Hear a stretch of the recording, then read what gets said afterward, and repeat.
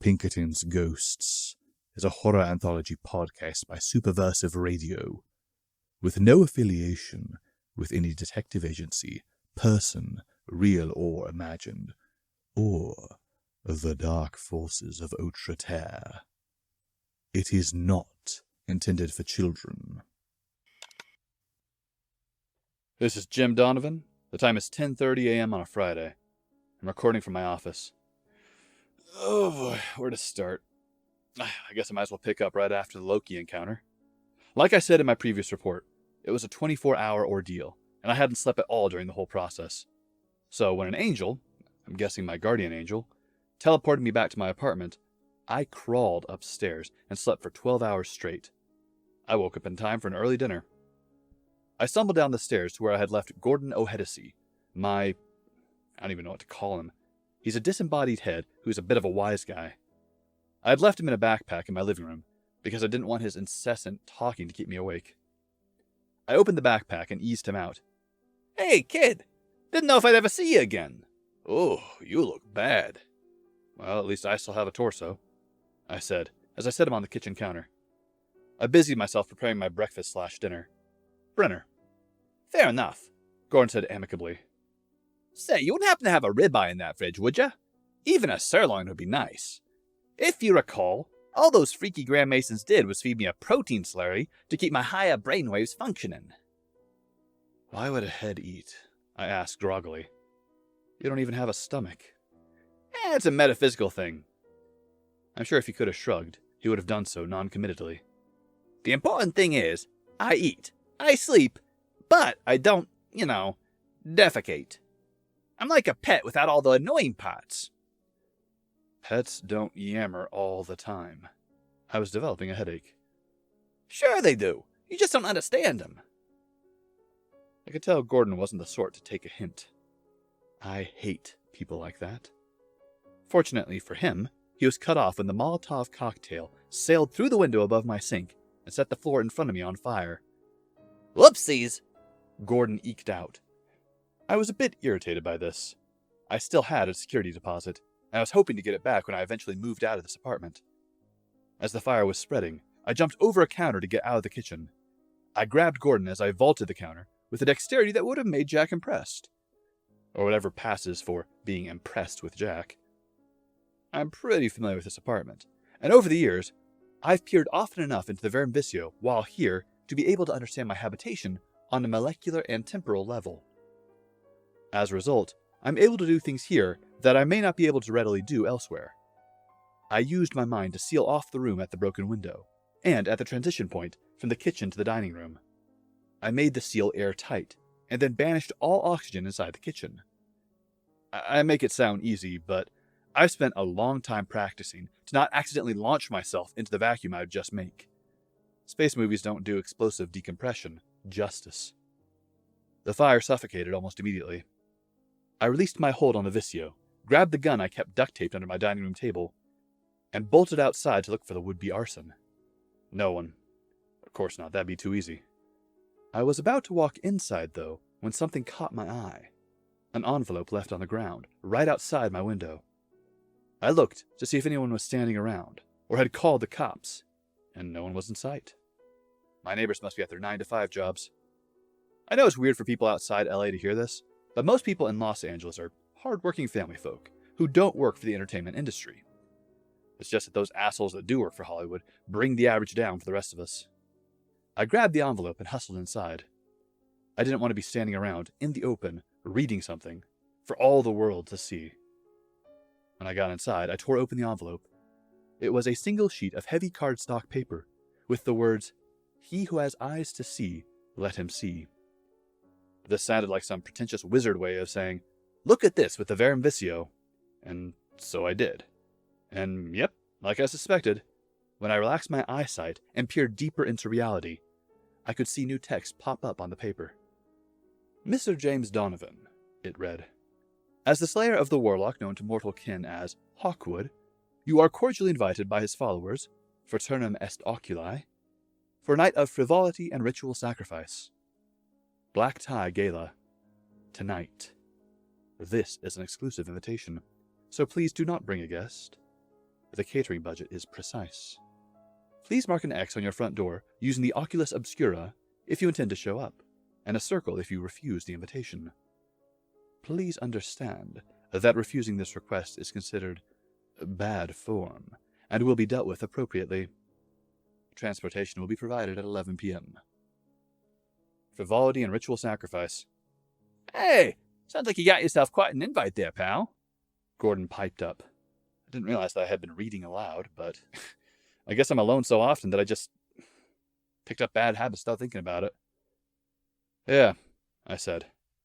I don't know what to do about some weird telegram services that throw a Molotov cocktail through my window and then invite me to a party. Plus, black tie? They didn't even ask me what I wanted to eat. Plus, what's the Oculus Obscura? You mortals. You always get your nomenclature mixed up. What you call the Verum Vicio, these jokers call the Oculus Obscura.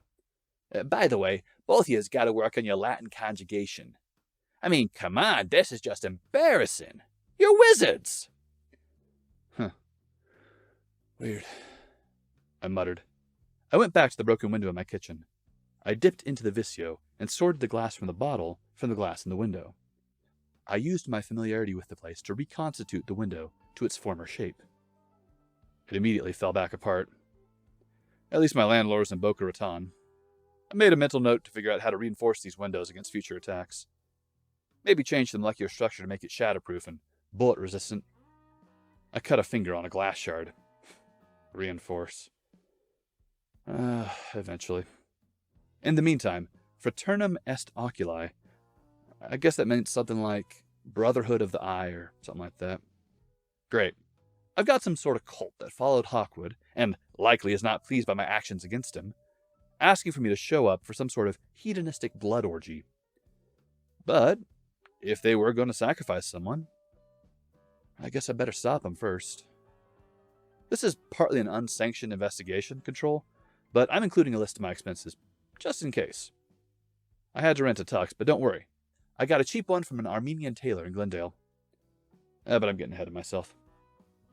I swept up the glass from the bottle. I couldn't reform that to its original shape, since I hadn't spent hours understanding the complex structure of a glass bottle. Not that the window in my apartment stayed together, of course. And then I asked Gordon, hey, how do I use the Vicio, or the Oculus, to draw this X on my door? What? You don't know how to do an illusory script? I shook my head. Oh boy. Alright, kid, listen close. I'm going to give you a bit of a crash course in the basics.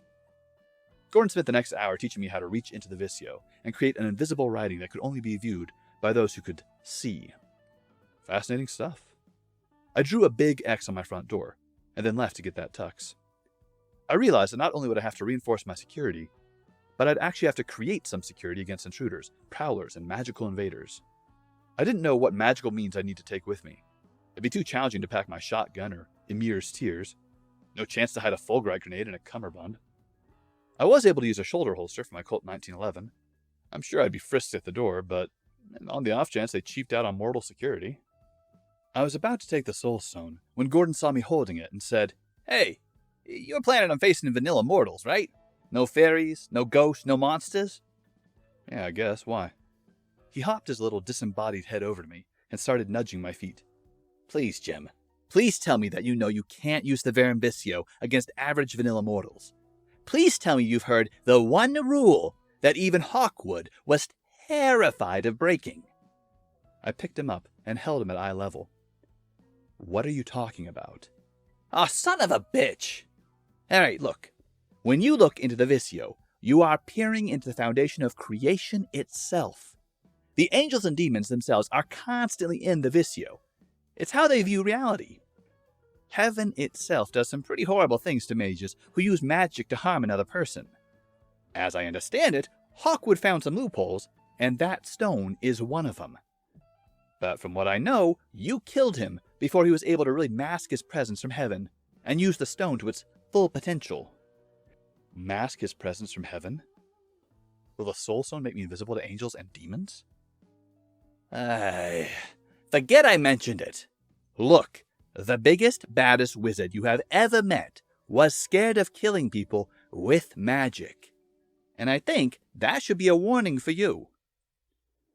I suddenly remembered what the guardian angel had said after the Loki trials. He had warned me from ever using the Soul Stone.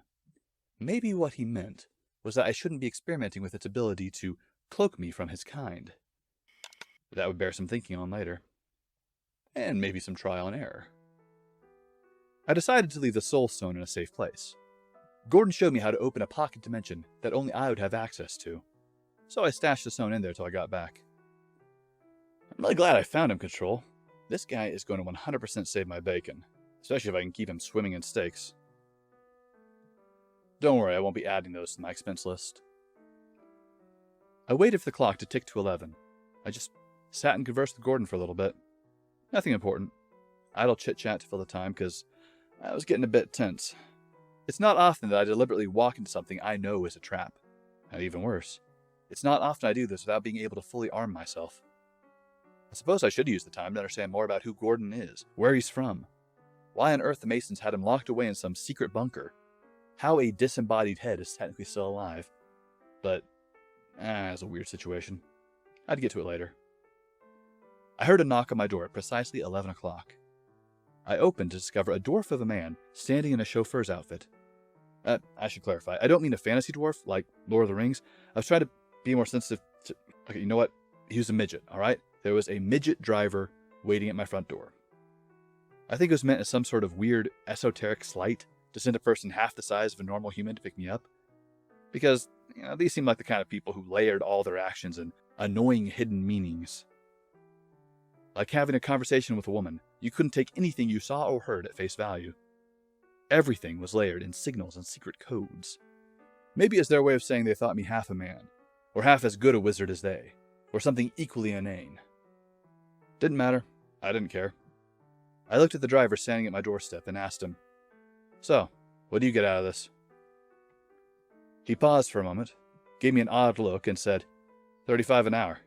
Why, you looking to hire me for a different job?" Okay, so he probably wasn't in on the cult deal. Great.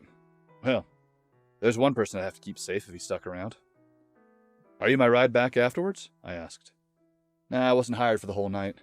I was told this would be a one-way trip. That didn't sound ominous at all. I straightened my tie, put on my best Sean Connery accent, and said, "Lead on, Macduff." The man gave me an odd look, walked over to the limousine, and opened the back door. I bent over and crawled inside, and found myself staring at one of the odder things I've ever beheld. Inside was a woman. That much was obvious from the evening gown hugging her tight curves. But her face was totally blurred. It's like when you watch one of those real crime TV documentaries, and a witness has their face concealed to protect their identity, with the picture pixelated beyond recognition. In the suavest voice I could muster, I said, "Pardon me, miss, your pixelation is showing." I couldn't tell if she rolled her eyes, but I could hear it in her voice. She had a soft British accent that seemed to be halfway between condescension and sarcasm at all times. "Sit down, Mr. Donavan. I'm to be your escort for the evening. I'm also supposed to answer any questions you might have, or rather, answer any questions you might have that I think you need to know the answer to." "Okay. What am I supposed to call you then?" "Lana," she said. Then hit a button on the door, and then she hit a button on the door and said to the air, "Mr. Fredericks, we are ready to depart." Over the intercom system, our driver said, "Yes, ma'am." I looked at her quizzically and said, "Okay, I'll start with the obvious question. How did you do that to your face?" She laughed harshly, mockingly, disdainfully. "You've managed all that you've done, slain our Lord, taken his magnum opus, and yet you cannot even manage a simple veil spell. You are like a toddler who has been given the secret to the nuclear arsenal." "Sure, fine," I said. "But why do you have this veil up, then?" "Perhaps I prefer anonymity. Perhaps I'd rather you not ogle my face like you're currently ogling my breasts. Perhaps you would recognize me, and that would make the evening unpleasant for at least one of us. Take your pick." "Fine," I said.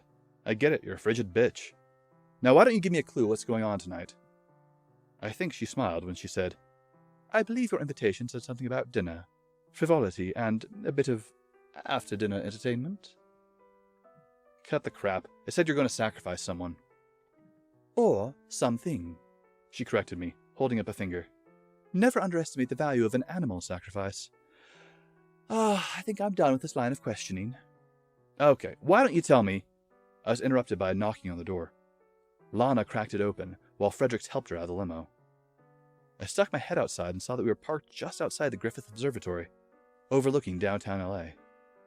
I looked at my watch. An hour had passed. How had an hour passed? I stepped out of the limo. Fredericks hadn't offered to help me out. I guess he knows who's paying his wage. Lana, without turning to address me, said, "Close your mouth, Mr. Donavan. Time flows according to my whim in that vehicle." So, we could have stepped into that car and then stepped out and the same time outside would have passed? She said nothing, but sidled up to me and took my arm, as though I were an escort, as opposed to a bumbling oaf that she was having to endure. I didn't move. I merely stood and stared at the presumably beautiful woman on my arm. I obviously couldn't tell empirically, but there's always something about the timbre of the voice. Ugly women always sound like they are. After about a minute of me not moving, she said in an obviously irritated voice, "Mr. Donavan, all of your questions stem from your ignorance of the great tool at your disposal. While I easily have the time, I certainly do not have the inclination to correct all the gaps in your education. Please lead onward." Lana gestured to the brightly lit main building. I began walking, thinking that this was easily one of the least pleasant dates I'd ever been on. The most unpleasant date I'd been on was in college, where my date insisted that we go as a group to a play instead of just her and me. And then she insisted I buy her kid brother a ticket so that he could come too. And then she decided to sit with him instead of with me during the play. I think she might have been the reason I have trouble trusting women to this very day. At the door to the observatory were several men standing on either side of the entry. I was not prepared for them. Both of their eyes were missing. You could see cavernous dark holes in their head. Where their mouths should be, there was smooth skin. Their ears were larger than they should have been, easily twice as large as a normal person's. As we approached, they hurriedly opened the door leading inside, while the other laid his hands akimbo. While gleeful laughter and music played within, Lana said, "I do not have a coat." And that man stood straight again. I could see that they both began trembling when she spoke. "Well, go in," she snapped. "They're not getting their tongues back by you just staring at them." As I walked, I said, "Is it necessary to blind and mute your slaves?" She replied, "They are mere acolytes. They blind themselves to show their devotion. We mute them. Then, as they ascend the ranks, we give them back what was taken." I thought you couldn't use the Visio to harm a person. There are loopholes to every rule. They are, after all, willing. Are they not? The celestial court does not seem to mind what one does to a willing fool. Mollified, I stepped inside, and into what must have been some sort of medieval ball. A string quartet played merrily, while men and women danced an elegant ballroom waltz. Light was gaily shining from hovering candle chandeliers. The wax should have dripped onto the floor, because they were not dangling in candle holders that could absorb the wax. However, under each chandelier stood an acolyte. The wax apparently dripped directly onto them, and solidified when it made contact with their skin. There were upwards of 100 people inside, perhaps a dozen acolytes on chandelier duty, perhaps 25 couples dancing, and a couple dozen people milling about, talking. A dignified man, in the utterly undignified costume of a medieval chamberlain, announced us when we walked in. "Lady Hawkwood and her guest, the wizard Donavan." The music stopped. The dancers halted. The people milling about turned towards us. And thunderous applause broke out. I looked at Lana. "Hawkwood," I said. She stepped away from me and began slowly clapping, too. She said, "Welcome to the Brotherhood of the Eye, James Donavan. Father would have been so pleased to know you've come." I'll finish the rest of my report later, Control. I'm too upset at this whole thing to spit out one more coherent word. Till next time, this is Jim Donavan. Over and out.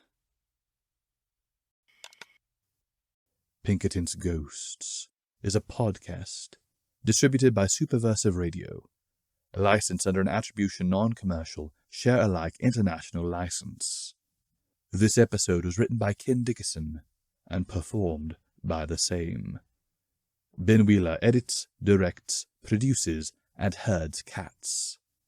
Kid Dickerson performs our audio editing. Visit us on Facebook, read articles on superversivesf.com, or listen to us on Unauthorized, Acast, iTunes, or Spotify.